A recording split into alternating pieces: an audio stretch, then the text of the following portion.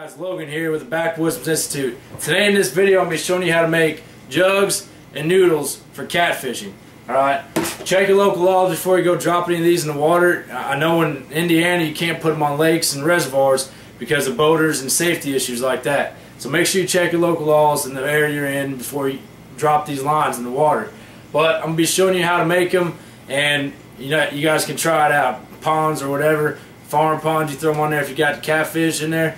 And you don't have to be there with a line in the water 24/7 to catch a fish. You can go back and check it, periodically. I don't like keeping it on there longer than what I have to, so I'll check it many times within a 24-hour period. But I'm going to be showing you guys how I make it here. Hope you learned something. I'm going to go over the jug first, alright? This is just an ordinary gallon milk jug. You don't want to cut no hole in it because it's got to be able to float. So you put the cap on there and it'll float. Now all I got here is 550 paracord hooked up to a hook, and what I target with this stuff is catfish. Got about 5-6 feet of line, and I'll just tie on to the end here into this hook and tie the other end to the jug itself on the handle. Now you got to tag your jugs and your noodles if you're using this type of thing. You got to put your name and your address on it. Alright? Then you could toss it in like a pond or something, a farm pond with catfish.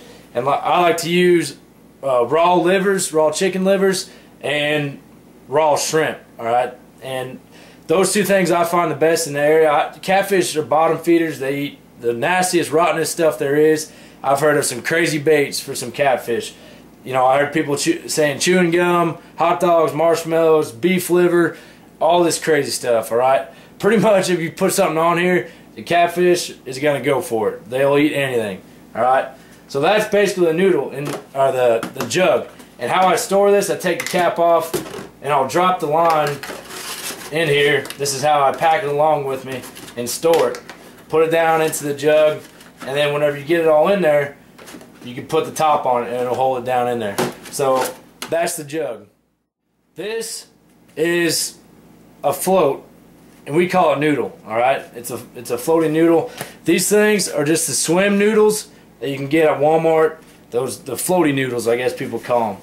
What we do is you cut them about a foot long, and then you take a wire hanger and you put it through the hole right here, bend it so it's not going to pull up out of it, and then the top end you want to bend back over the noodle. Alright, and then tape this in place, and you have to tag your stuff. So name and address on that tape. It's got to be a visible tag. So as long as you can read it, it's visible. You could probably tag it onto the thing, get a metal tag that's engraved, your name, your address, poke it onto here, whatever. It's just got to be a visible tag. Now, same thing I use the 550 paracord, tied to the hanger on the bottom that's bent wide enough where it's not going to pull out through this hole, and it's held right here on this side, bent over. So it's not going to pull out. Use a normal catfish hook, whatever size you want to use, big enough for catfish, and then just tie it on there. And I use the same bait. And one thing that I added to this, whenever you get a fish on here, it'll tip up a little bit, and if it's a real big one, it'll stand up just like this.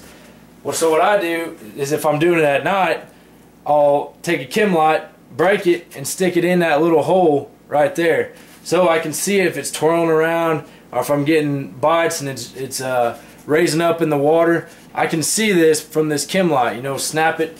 Same thing goes with the jug. If you want it to be visible at night, open it up, drop a chem light in there, a glow stick. You can get them pretty cheap at the party stores or whatever have you. You drop that in there, and it's another visual recognition that you have a fish on there. Alright? Then how I set this up and get it ready to pack out or to store, I'll take the line and I'll wrap it, and this foam, I'll just take the hook and pin it right into the foam, just like that, and that'll keep it secured, ready to go. I can have my chem light. So guys, that right there, noodle float and jug float, is another way that you can get catfish and put some meat on the table. Alright, make sure you check your local laws before you drop them in the water. You want to do everything right, and if you do, some states will let you keep it over there overnight, but check it periodically. Alright, you don't want that fish on there longer than it has to be. Get it in, you know, and then put it on the table. That's what needs to be done. So I hope you guys learned a lot from this video. Check it out. It's a good time. Catch you in a bit.